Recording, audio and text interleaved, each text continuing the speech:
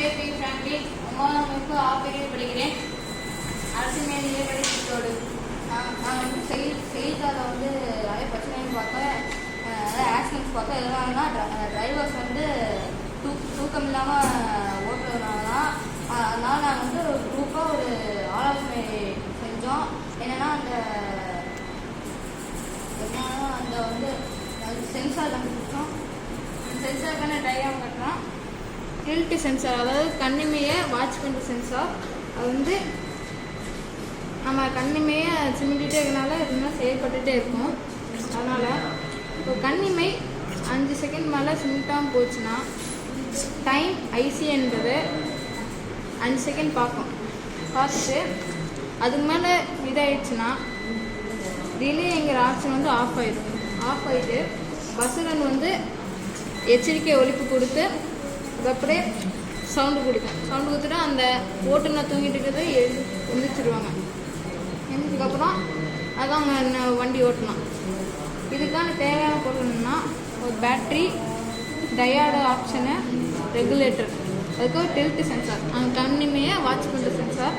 அது தேவைச்சுன்னா இதை எப்படி செஞ்சிடலாம்.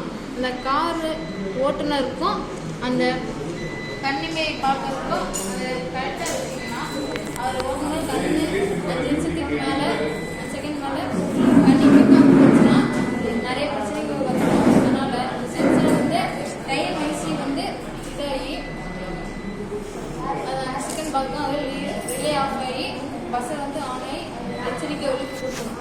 அதனால் இந்த மாதிரி ஒரு சென்சார் கண்டுபிடிச்சா ஓட்டுநர்கள் வெளிப்பணவும் வண்டி ஓட்டுவாங்க. இதனால தான் நாங்கள் இந்த சென்சார் கண்டுபிடிச்சோம். இதுக்கப்புறம் இந்த மாதிரி நிறைய ஓட்டுநர்கள் இந்த பிரச்சனைகள் இல்லாமல் நிறைய பிரச்சனைகள் இருக்குது. அதை நம்ம கவனமாக ஓட்டணும். இந்த நம்ம வண்டி ஓட்டும் போது நிறைய கார் ஆக்சிடென்ட்ஸ், இயற்கை சீற்றங்கள் கூட கார் ஆக்சிடென்ட்ஸ்லாம் ஆகுது. அது மாதிரி எல்லா வரைக்கும் நம்ம ஜாக்கிரதையாக வண்டி ஓட்டணும், கவனமாக வண்டி ஓட்டணும். இதனால் இந்த சென்சார் மட்டும் நம்ம கண்டுபிடிச்சிட்டாங்கன்னா ஓட்டுநர்கள் ரொம்ப விழிப்புணர்வாக வண்டி ஓட்டுவாங்க. எந்த ஒரு சேதாரமும் ஏற்படாது, நிறைய விபத்துகளே காணாது. இந்த மாதிரி நிறைய விபத்துக்களை ஏற்றினா நம்ம விபத்துக்களை காணாத தேசமாக இது அழைக்கப்படும். அதனால இந்த சென்சார் மட்டும் செஞ்சு முடிச்சிட்டோம்னா காருக்கு ஓட்டுநருக்கு நேராக கண்ணில் வச்சுட்டாலும் முடிஞ்சுது. அதுக்கப்புறம் நம்ம ஓட்டுநர்கள் வந்து விழிப்புணர்வாக வண்டி ஓட்டுவாங்க. அதுக்கப்புறம் நிறைய தூங்கினா கூட இந்த அலாம் அடிச்சுட்டு அவங்க முடிச்சு விழிப்புணர்வாக ஓட்டுவாங்க. இதனால கொஞ்சம் விழிப்புணர்வு வண்டி ஓட்டுங்க. அந்த பிரச்சனை இல்லாமல் நிறைய பிரச்சனை இருக்கு, அந்த பிரச்சனையை கவனமாக ஓட்டுங்க. தேங்க்யூ.